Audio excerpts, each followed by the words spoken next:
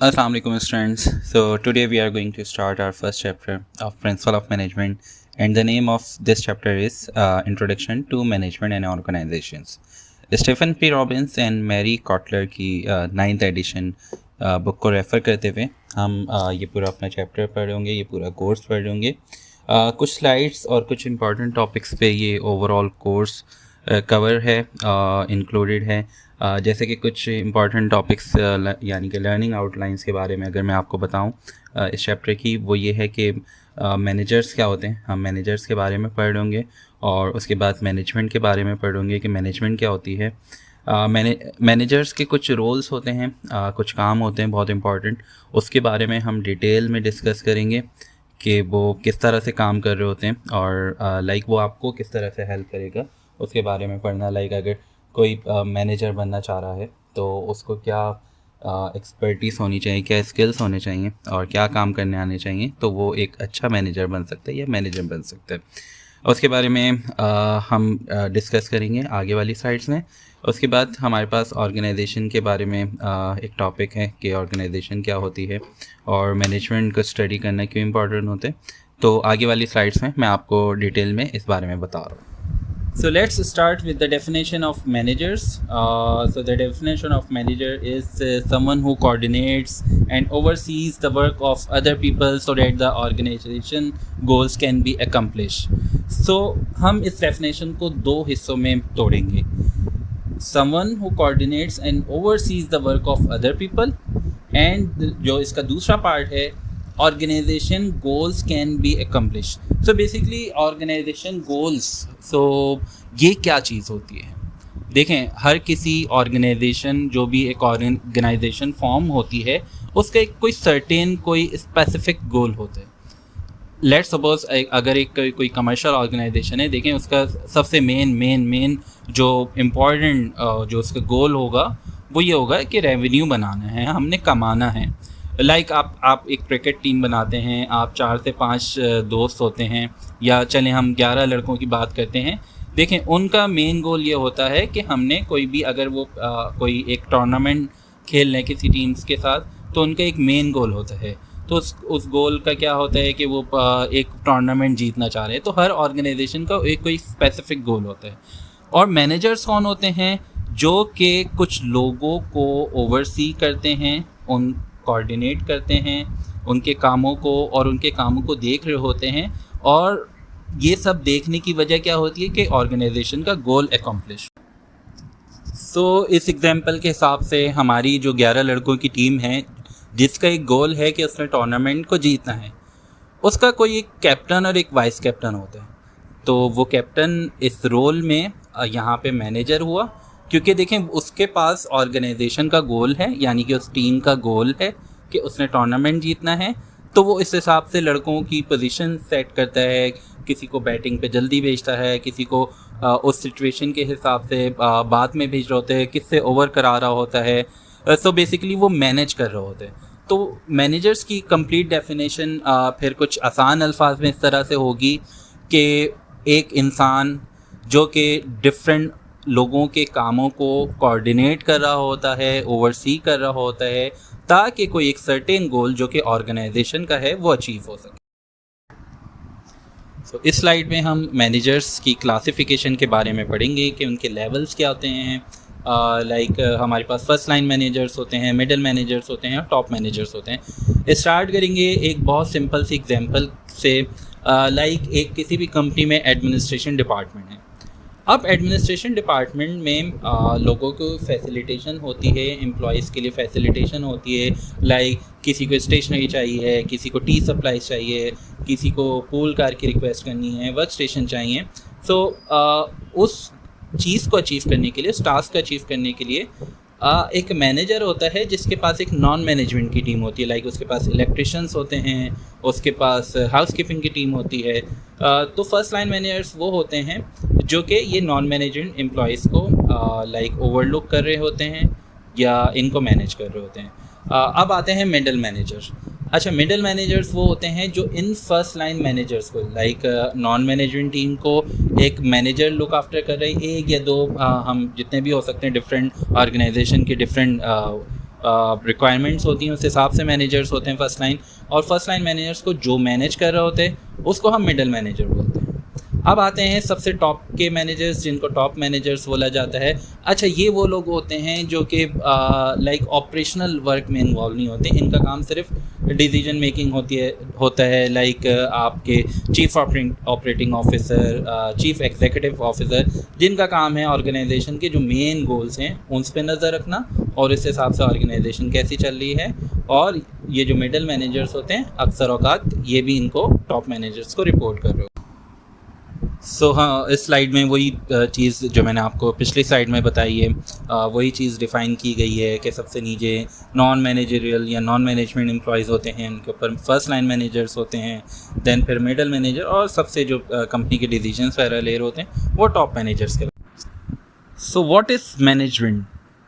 इस चीज़ को जानने के लिए दो डेफिनेशंस हैं, दो टॉपिक्स हैं जिसके बारे में हमने पढ़ना है, और वो पढ़ना बड़ा ज़रूरी है। उनकी डेफिनेशन के बारे में पता होना कि वो क्या चीज़ है, वो बड़ी इम्पॉर्टेंट चीज़ है। बज़ाहिर तो ये दोनों अल्फाज और इनकी डेफिनेशन सेम लगते हैं, हमें अक्सर इनके बारे में डिफ्रेंशिएट कर नहीं पाते, लेकिन मैं आपको एक बहुत सिंपल एग्जांपल दूंगा, वो आपके लिए इजी हो जाएगा डिफ्रेंशिएट करना, और इंशाल्लाह वो फिर आपको एग्जांपल ऐसी होगी उसके लिए आपको वो फिर ज़िंदगी भर याद रहेगी इन दोनों को डिफ्रेंशिएट करने में, और वो आपके इंशाल्लाह काम भी बहुत आएगी। सो efficiency. So the efficiency is doing things right, getting the most output for the least inputs. और effectiveness के बारे में यहाँ पे लिखा हुआ है कि doing the right things, attaining organization goals. So बड़ी मुश्किल सी बातें लिखी हुई हैं, शायद आप लोगों को इतनी आसानी से समझ ना आए, तो इसके लिए मैं आपको एक बहुत आसान सी एग्जांपल देता हूँ। वो एग्जांपल को आप अपने साथ जोड़ लें, आपको इंशाल्लाह ज़िंदगी भर इसकी इफ़ेक्टिवनेस की और एफिशिएंसी की डिफ्रेंशिएट, इनको अलग करना, ये मुख्तलिफ एक दूसरे से, ये याद रहेगा। सो मैं आपको एक एग्जांपल देखता हूँ। लाइक कंपनी ने दो राइडर्स रखे, एक का नाम अली और एक का नाम बिलाल। दोनों को एक टास्क दिया, दोनों का डे 1 था, और बोला कि आप लोगों को आज पूरा दिन 10 पार्सल्स को डिलीवर करना है। अब अली जो पहला राइडर है, अली क्या करता है? अली पूरा दिन लगाता है, पेट्रोल यूज़ करता है, रूट्स प्लान नहीं करता, लेकिन दिन के एंड पर 10 पार्सल्स को डिलीवर कर देते हैं। तो अली इफ़ेक्टिव है क्योंकि गोल अचीव हो गया। अब आई बात दूसरे राइडर की जिसका नाम बिलाल है। बिलाल क्या करते हैं? बिलाल डिलीवरी से पहले रूट प्लान करता है, नियरेस्ट लोकेशंस पहले कवर करता है, कम पेट्रोल यूज़ करता है और कम टाइम लगाते हैं, और वो भी 10 पार्सल डिलीवर कर देते हैं। तो बिलाल यहाँ पे क्या हुआ? एफिशिएंट प्लस इफ़ेक्टिव भी हुआ। तो ये बहुत आसान एग्जांपल है कि सिर्फ इफ़ेक्टिव होना ज़रूरी नहीं है, एफिशिएंट होना ज़रूरी है, क्योंकि इसमें आपकी रिसोर्सेज कम यूज़ हो रही होती है और आउटपुट जल्दी और आसानी से अचीव हो रहा है। सो इस स्लाइड में हम पढ़ेंगे कि मैनेजर्स क्या काम कर रहे होते हैं, मतलब उनके क्या फंक्शनल काम होते हैं जो वो कर रहे होते हैं। देखिए, मैनेजर्स के कामों को 4 हिस्सों में डिवाइड किए जाते हैं। मतलब ये अगर फर्स्ट लाइन मैनेजर हो, सेकंड लाइन मैनेजर हो, यानी कि मिडिल मैनेजर हो या टॉप मैनेजर हो, ये 4 फंक्शनल काम ना ये सबके साथ जुड़े हुए होते हैं। सबसे पहले होते हैं प्लानिंग, दूसरा होता है ऑर्गेनाइजिंग, तीसरा लीडिंग और चौथा कंट्रोलिंग। प्लानिंग का मतलब ये होता है कि वो स्ट्रेटजीज़ को प्लान कर रहे होते हैं। अगेन ये सारे काम एक चीज़ के साथ लेंगे, यानी कि गोल अचीव होना, ऑर्गेनाइजेशन का गोल अचीव होना। अब एक मेन गोल होता है और उसके सब गोल्स होते हैं। लेट्स सपोज मेन गोल क्या है? एक ऑर्गेनाइजेशन को रेवेन्यू कमाना है, ठीक है, मतलब पैसे कमाना है। अब उसको अचीव करने के लिए कि अगर एक एडमिनिस्ट्रेशन की टीम है, अभी मैं आपको एडमिनिस्ट्रेशन की टीम की एग्जांपल्स ही दूंगा ताकि आपका फोकस एक तरफ रहे, एग्जांपल्स रेलिवेंट हो, ठीक है, एक दूसरे के साथ कनेक्ट कर रही हो, तो आपको सीखने में आसानी हो जाए। लेट्स सपोज एडमिनिस्ट्रेशन डिपार्टमेंट है और वो क्या करता है, वो एक टीम की मीटिंग हो रही होती है, सेल्स टीम की मीटिंग हो रही होती है और उनको 10 बजे एक मीटिंग के लिए एक साइट को विज़िट करना होता है। तो वो as per the request of the department वो 9 बजे उनकी गाड़ी को प्लान कर लेते हैं, अलाइन कर देते हैं टीम के साथ। देखें, गाड़ी टीम को देना, सेल्स टीम को देना 9 बजे, उससे रेवेन्यू नहीं अचीव हो रहा, लेकिन वो अल्टीमेटली जो मेन गोल ऑर्गेनाइजेशन का है कि वो सेल्स टीम जो उधर जाएगी और वहाँ से एक बिज़नेस एक्वायर करके आएगी, लीड जनरेट करके आएगी, अल्टीमेटली ऑर्गेनाइजेशन का गोल ही अचीव कर रहा होगा। लेकिन वो एडमिनिस्ट्रेशन वाला क्या करे, सिर्फ एक गाड़ी लगा रहा है। तो ये इंटरकनेक्टेड होते हैं हर डिपार्टमेंट के गोल्स। तो ये जो प्लानिंग वाला पार्ट है, ठीक है, ये भी एडमिनिस्ट्रेशन डिपार्टमेंट या कोई भी डिपार्टमेंट कर रहा होता है। अच्छा, ऑर्गेनाइजिंग, ये देखें, ऑर्गेनाइजिंग जब प्लानिंग हो रही है तो स्ट्रक्चर्ड करना अपने काम को, अपने प्लान्स को स्ट्रक्चर्ड करना, ठीक है, ये ऑर्गेनाइजिंग का पार्ट है। लीडिंग, अगेन लीडिंग में वो एग्जांपल्स वो आ जाती हैं कि first line managers, middle manager, top managers, हर मैनेजर अपनी टीम को लीड कर रहे होते हैं। और कंट्रोलिंग, देखें, हम टास्क तो दे देते हैं अपनी टीम को, क्या हम वो टास्क दे के छोड़ दें, क्या हम वो टास्क दे के पूछे नहीं? तो कंट्रोलिंग ये होती है कि आपने कोई टास्क दे दिया, उसके बारे में उसको मॉनिटर करना, और कहीं पे अगर करेक्शन की ज़रूरत है, कहीं पे अगर उनको किसी एडवाइस की ज़रूरत है अपनी टीम को, तो वो देना। तो बेसिकली ये मैनेजर्स के 4 फंक्शनल रोल हैं जो हर मैनेजर परफॉर्म कर रहा है। अच्छा, जो मैंने आपको पिछले स्लाइड्स में मैनेजर्स के बारे में बताया, ये बड़ी इंपॉर्टेंट चीज़ें थी, और अगर हमें इन बारे में पता चल जाए तो that is more than enough कि हमें ये आइडिया हो जाए कि मैनेजर्स क्या कर रहे होते हैं और डिफरेंट उनके रोल्स जो होते हैं उस पर उनके क्या टास्क या क्या उनके साथ वर्क एसोसिएट होता है। अभी हम मैनेजर्स के बारे में मज़ीद पढ़ेंगे कि डिफरेंट टाइप ऑफ मैनेजर्स क्या होते हैं, उनके क्या काम हो रहे होते हैं। जैसे कि स्लाइड में इंफॉर्मेशनल रोल्स के बारे में लिखा हुआ है, डिसीजनल रोल्स के बारे में लिखा हुआ है। ये अपने नाम से ही बता रहे हैं कि कुछ मैनेजर्स होते हैं जो कि स्पोक पर्सन होते हैं कंपनी के, वो कंपनी की न्यूज़, कंपनी के क्या प्लान्स है आगे, वो बता रहे होते हैं। और डिसीजनल रोल्स मैनेजर के ही होते हैं कि जिसके पास कुछ डिसीजन पावर्स होती हैं। कभी कंपनी में कोई मसला आ जाए, ठीक है, कभी किसी टास्क को अचीव करने में कोई मसला आ जाए, तो वो वहाँ पे उनका मेन रोल होता है। अच्छा, ये एक ऑथर है मिन्सबर्ग, ये मैनेजर्स के बारे में लिखते हैं कि मैनेजर्स के कुछ काम होते हैं, जैसे कि इंटरेक्शन, मतलब वो मैनेजर का काम ये होता है कि विद इन द ऑर्गेनाइजेशन और एक्सटर्नल, अगर आपके कोई लाइक आपके क्लाइंट हैं तो उनके साथ इंटरेक्शन करना भी मैनेजर का काम होता है। रिफ्लेक्शन, लाइक मैनेजर्स अपने कामों से रिफ्लेक्ट कर रहे होते हैं, उनकी थिंकिंग रिफ्लेक्ट कर रही होती है कि ऑर्गेनाइजेशन की नीड क्या है, ऑर्गेनाइजेशन की रिक्वायरमेंट क्या है, ये भी एक मैनेजर का रोल होता है। और सबसे लास्ट, एक्शन। तो बेसिकली वो अपने एक्शंस से मैनेजर बता रहा होता है कि ऑर्गेनाइजेशन की रिक्वायरमेंट क्या है, हमें उस गोल को अचीव करने के लिए किस तरह से परफॉर्म करना। अच्छा, अब इस स्लाइड में हम मैनेजर्स के कुछ मज़ीद रोल्स के बारे में पढ़ेंगे। लाइक वो स्किल अप्रोच होगी कि किस तरह के स्किल्स होने चाहिए जो कि मैनेजर्स में होने चाहिए, या वो क्या टास्क परफॉर्म कर रहे होते हैं। देखें, एक टेक्निकल स्किल होता है, ह्यूमन स्किल्स होते हैं, और कॉन्सेप्चुअल स्किल्स होते हैं। टेक्निकल स्किल्स अपने नाम से बता रहे हैं कि उसको कोई स्पेसिफिक टास्क करने के लिए क्या टेक्निकल स्किल्स रिक्वायर्ड होते हैं, वो उसको परफॉर्म करें। ह्यूमन स्किल्स ये होते हैं कि देखें, मैं इन तीनों स्किल्स में सबसे ज़्यादा इम्पोर्टेंस दूंगा ह्यूमन स्किल्स को। लाइक अगर हम किसी इंसान के बारे में, ठीक है, लाइक अपनी टीम के बारे में अच्छे तरीके से जानते हैं उसको, तो हम उस ह्यूमन को या उस ह्यूमन रिसोर्स को अच्छे तरीके से हैंडल कर सकते हैं, अपने टास्क उससे अच्छे परफॉर्म करा सकते हैं। लाइक हर इंसान दूसरे इंसान से जुदा होता है, ठीक है, कोई किसी चीज़ में अच्छा होता है तो दूसरा बंदा किसी चीज़ में अच्छा होता है। तो ये मैनेजर का काम होता है कि वो अपनी टीम के बारे में जाने, उनके स्किल सेट्स के बारे में जाने, और राइट पर्सन से राइट काम करें। अच्छा, तीसरा है कॉन्सेप्चुअल स्किल्स। ये देखें, मैनेजर्स में होना बहुत इंपॉर्टेंट है, ताकि कभी कोई खुदा न खास्ता कोई प्रॉब्लम आती है, किसी भी कॉम्प्लेक्स सिचुएशंस में वो फंसते हैं, तो उसको किस तरह से हैंडल कर सकते हैं।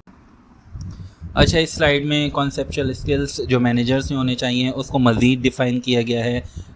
लिखा गया है कि using information to solve business problems, जो कि मैं ऑलरेडी आपको बता चुका हूँ कि कभी कॉम्प्लेक्स सिचुएशंस होती हैं तो उसमें इंफॉर्मेशन को यूज़ करते हुए किस तरह से बिजनेस की प्रॉब्लम्स को सॉल्व कर रहे होते हैं। Identifying of opportunities for innovation, like identify करना, ये बहुत इंपॉर्टेंट रोल है मैनेजर का कि अपॉर्चुनिटीज़ को और इनोवेशन को लाइक आइडेंटिफाई करें। Recognising problems areas and implementing solution, again वही वाली बात को रिपीट किया गया है।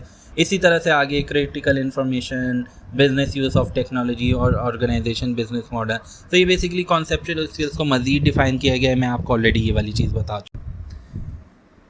इसके बाद आता है कम्युनिकेशन स्किल्स, जो कि एक मैनेजर का सबसे मोस्ट इम्पॉर्टेंट टास्क होता है। तो बेसिकली मैं ये नहीं बोलूँगा कि कम्युनिकेशन स्किल्स जो हैं वो एक मैनेजर का ही सबसे इम्पॉर्टेंट टास्क होता है। देखिए, कम्युनिकेशन ही वो मैं ये बोलूँगा स्किल सेट है जो कि किसी भी एम्प्लॉय को स्टैंड आउट करता है अपनी टीम में। हमारे पास टीम में बहुत सारे लोग होते हैं जिनके स्किल सेट्स बहुत अच्छे होते हैं, लाइक टेक्निकल स्किल्स में वो बहुत अच्छे होते हैं, लेकिन वो कम्युनिकेट नहीं कर पा रहे होते। तो एक एम्प्लॉय होता है जिसकी कम्युनिकेशन स्किल्स, आपने अपनी अभी लाइफ में इस तरह से देखा होगा, आपके साथ स्टूडेंट्स अच्छे होंगे जो पढ़ते होंगे, लेकिन कुछ स्टूडेंट जो बहुत अच्छे पढ़ने में नहीं होंगे, लेकिन उनकी कम्युनिकेशन, उनकी ह्यूमन स्किल्स बहुत अच्छी होती हैं।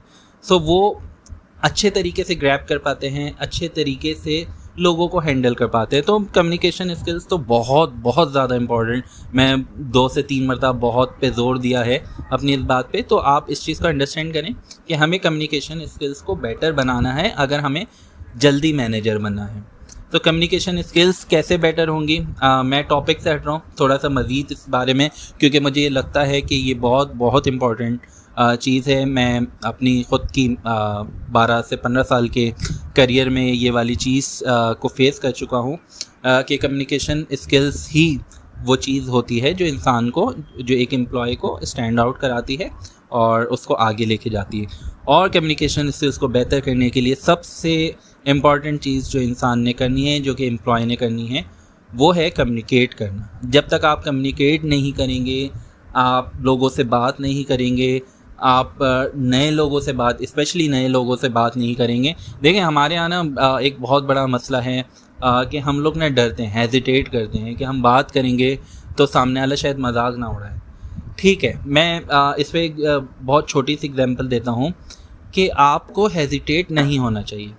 आज अगर आप एक नए बंदे से बात करने में इस वजह से घबरा रहे हैं कि वो मेरा मजाक ना उड़ाए, तो कल आप 100 बंदों के सामने बात ही नहीं कर पाएंगे। आपने स्टार्ट करना है एक से 2 नए लोगों से, हेजिटेशन ख़त्म होगी। इसी तरह से कम्युनिकेशन स्किल्स आपके बेटर। सो स्टूडेंट्स, इस स्लाइड में हम इफ़ेक्टिवनेस स्किल्स की बात कर रहे हैं, यानी वो स्किल्स जो मैनेजर को सक्सेसफुल बनाती हैं। सबसे पहले तो मैनेजर को अपनी ऑर्गेनाइजेशन के मिशन और ऑब्जेक्टिव्स में एक्टिवली कंट्रीब्यूट करना होता है। फिर कस्टमर फोकस बहुत इंपॉर्टेंट है, क्योंकि अल्टीमेटली बिजनेस कस्टमर्स के लिए होता है। एक इफ़ेक्टिव मैनेजर मल्टीटास्किंग करता है, यानी एक टाइम पर मल्टीपल टास्क हैंडल कर रहा होता है। साथ ही उसके पास स्ट्रॉन्ग नेगोशिएशन और प्रोजेक्ट मैनेजमेंट स्किल्स भी होनी चाहिए। और लास्ट, वो अपने ऑपरेशंस को रिव्यू करके कंटिन्यूसली इम्प्रूवमेंट्स लाता रहता है। तो ये कुछ इफ़ेक्टिवनेस स्किल्स होनी चाहिए मैनेजर के अंदर, और ये हमें पता भी होनी चाहिए ताकि जब हमें ये चीज़ें पता होंगी तो हम इसको अपने ऊपर भी इम्प्लीमेंट करेंगे ताकि हम एक अच्छे लाइन मैनेजर बन सकें। सो इस स्लाइड में इफ़ेक्टिवनेस स्किल्स को मज़ीद एलोबरेट किया गया, इसके बारे में मज़ीद बताया गया। एक मैनेजर को परफॉर्मेंस स्टैंडर्ड सेट करने और मेंटेन करने होते हैं, मतलब इंटरनली भी और एक्सटर्नली भी। साथ ही उसको क्लियर प्रायोरिटी सेट करना होती हैं ताकि इम्पोर्टेंट काम फोकस ज़्यादा हो सके और उसको टाइमली कर सके। टाइम की बात हुई तो टाइम मैनेजमेंट स्किल्स सबसे इम्पॉर्टेंट है, क्योंकि एक इफ़ेक्टिव मैनेजर अपने वक्त को एफिशिएंटली यूज़ कर। सो स्टूडेंट्स, इस स्लाइड में हम मैनेजर के इंटरपर्सनल स्किल्स के बारे में बात करेंगे। सोचिए, एक मैनेजर जो कि सिर्फ इंस्ट्रक्शंस देता है और एक मैनेजर जो अपनी टीम को कोच और मेंटोर करता है। ऑब्वियसली सेकंड वाला ज़्यादा इफेक्टिव होता है। आज के टाइम में मैनेजर का रोल सिर्फ काम लेना नहीं, बल्कि लोगों को डेवलप करना भी है। साथ ही हम एक ऐसी दुनिया में काम कर रहे हैं जहां हर तरह के लोग और कल्चर्स हैं, इसलिए डाइवर्सिटी स्किल्स बहुत इंपॉर्टेंट हो गई है। एक स्मार्ट मैनेजर जो सिर्फ अपनी टीम तक लिमिटेड नहीं रहता, वो नेटवर्किंग करता है बोथ इनसाइड और आउटसाइड द ऑर्गेनाइजेशन, ताकि न्यू अपॉर्चुनिटीज़ और आइडियाज़ मिल सकें। और आखिर में सक्सेस कभी अकेले नहीं आती, टीम वर्क ज़रूरी होता है। जहाँ कॉपरेशन और कमिटमेंट होती है वहीं टीम परफॉर्मेंस अच्छे तरीके से दे रही होती है। इस स्लाइड में हम डिस्कस करेंगे कि आजकल के जो मैनेजर्स हैं उनका रोल किस तरह चेंज हो रहा है। मतलब आजकल की दुनिया में एक मैनेजर का रोल किस तरह से चेंज है, जो कि पहले एक मैनेजर का रोल होता था। आज कस्टमर की इम्पोर्टेंस पहले से ज़्यादा है। They are not just buyers, they are the reason organisations exist, and this is very important. Managing customer relationship अब सिर्फ एक डिपार्टमेंट का काम नहीं, हर मैनेजर और एम्प्लॉय की रिस्पॉन्सिबिलिटी है। कंसिस्टेंट हाई क्वालिटी सर्विस देना अब सर्वाइवल का सवाल है। और इनोवेशन की बात करें, that's a big one two. नए तरीके से ट्राई करना, न्यू आइडियाज़ एक्सप्लोर करना और थोड़ा ज़्यादा रिस्क लेना ज़रूरी है। मैनेजर्स को अपनी टीम को इनकरेज करना चाहिए कि वो नई अपॉर्चुनिटीज़ देखें और एक्शंस लें। इन शॉर्ट, आज के दौर में जो कस्टमर फोकस्ड और इनोवेशन ड्रिवन है वही रियल सक्सेस अचीव करता है। अब हम इस चैप्टर के one of the most important topic को पढ़ने जा रहे हैं, जो कि हम ऑर्गेनाइजेशन के बारे में पढ़ेंगे कि ऑर्गेनाइजेशन होती क्या है। Imagine a group of people trying to build a small bridge on their own. बहुत मुश्किल होगा, राइट? बट अगर ये लोग मिलकर प्लान बनाएं, काम डिवाइड करें और एक स्ट्रक्चर्ड वे को फॉलो करें तो वो ब्रिज ईजिली कंप्लीट हो सकता है। That's exactly what an organisation is. An organisation is a deliberate arrangement of people जो मिलकर कोई एक ऐसा काम करते हैं जो इंडिविजुअली शायद अचीव ना कर पाएँ। हर ऑर्गेनाइजेशन के कुछ इंपॉर्टेंट फीचर्स होते हैं। पहला, they have a distinct purpose, एक क्लियर गोल जिसे अचीव करना है। दूसरा, इट्स मेड ऑफ पीपल, क्योंकि विदाउट पीपल कोई भी ऑर्गेनाइजेशन एग्जिस्ट नहीं कर सकती। और तीसरा, they have a deliberate structure, एक प्लान जिसमें रोल्स, रिस्पॉन्सिबिलिटीज़ और काम का फ्लो क्लियरली डिफाइंड होते हैं। So next time you hear organisation, imagine people working together with a clear goal and a plan to get things done.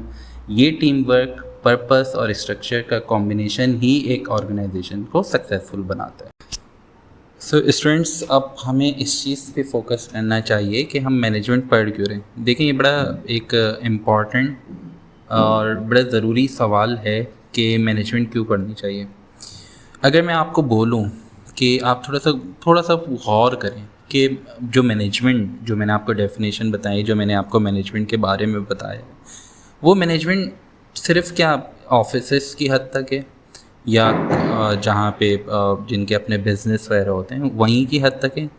नहीं, बिल्कुल ऐसा नहीं। अगर आप स्कूल्स की बात करें, अपने स्कूल्स की बात करें, यूनिवर्सिटी की बात करें, आप किसी बिज़नेस की बात करें, हॉस्पिटल्स की बात करें, यहाँ तक कि आप अपने घर की भी बात करें, तो वहाँ पे भी कहीं ना कहीं किसी ना किसी तरीके से कोई ना कोई चीज़ मैनेज हो रही होती है, यानी कि मैनेजमेंट हो रही होती है। काम में एक सिंपल, बहुत ही सिंपल एक हकीकत है, या तो आप मैनेज कर रहे होते हैं या आप मैनेज हो रहे होते हैं। So being a manager challenges face करने, क्रिएटिव होने और रियल फ़र्क डालने का चांस देता है आपको। तो आपके ऊपर एक बहुत बड़ी रिस्पॉन्सिबिलिटी होती है बीइंग अ मैनेजर। और सक्सेसफुल मैनेजर्स अपने स्किल्स और एफर्ट्स का रिवॉर्ड भी इंजॉय करते हैं। मैनेजमेंट पढ़ना डोर्स को ओपन करना, एग्जिस्टिंग अपॉर्चुनिटीज़ को ओपन करने के मुतरादिफ है। तो आई थिंक ये जो मैनेजमेंट का, जो प्रिंसिपल ऑफ मैनेजमेंट का कोर्स है, ये आपको अंदर एक इंटरपर्सनल स्किल्स और मैनेजिंग स्किल्स डेवलप करेगा। जब आप ये कोर्स कंप्लीट करेंगे तो डेफिनेटली जब आप इसको अपने ऊपर इम्प्लीमेंट करेंगे तो आप अपनी एक शख्सियत में एक फ़र्क दिखेगा, आपको काम करने का तरीका आएगा और लोगों से किस तरह काम लिया जाता है, उनको डेवलप किस तरह किया जाता है और गोल्स किस तरह अचीव किए जाते हैं, आपको ये करना ईजीली आ जाएगा। अच्छा स्टूडेंट्स, अब हम अपने chapter number 1 introduction to management and organisations की आखिरी स्लाइड पे चलेंगे, जिसमें कुछ मैंने कुछ टर्म्स डाली हैं। आप एक मरतबा इसको गो थ्रू कर लें और ये टर्म्स आपको सारी की सारी आना ज़रूरी हैं, क्योंकि ऑलरेडी मैं अपनी पिछली स्लाइड्स में कवर कर चुका हूँ। लाइक मैनेजर के बारे में, first line manager, middle manager और टॉप मैनेजर्स क्या होते हैं, मैनेजमेंट क्या होती है, एफिशिएंसी और इफ़ेक्टिवनेस को तो मैंने काफ़ी डिटेल में डिस्कस किया था। मैनेजर्स के रोल होते हैं planning, organising, leading and controlling. Management roles, interpersonal roles और इंफॉर्मेशनल रोल्स, ये सारे मैनेजमेंट जो मैनेजर्स के रोल्स होते हैं, इसको भी हम लोगों ने डिस्कस किया था। अगर आपको कोई चीज़ इसमें से कोई टर्म समझ नहीं आ रही तो आप मेरी वीडियो में जा सकते हैं और वहाँ पे जाके दोबारा से उसको सुन सकते हैं मेरी। So students, that was chapter number 1 और अब हम नेक्स्ट वीडियो में चैप्टर नंबर 2 के बारे में पढ़ेंगे, जिसमें बताया गया है कि पुराने ज़माने में मैनेजमेंट किस तरह हो रही होती थी और न्यू एरा में यानी कि आजकल के दौर में हम किस तरह से मैनेजमेंट कर रहे होते हैं। सो उसके लिए हम नेक्स्ट वीडियो में मज़ीद बात करेंगे। अगर आपका कोई सवाल, कोई भी क्वेरी हो इस टॉपिक से रिलेटेड, चैप्टर नंबर 1 से रिलेटेड, तो आप मुझे कमेंट कर सकते हैं। Thank you for watching. शुक्रिया।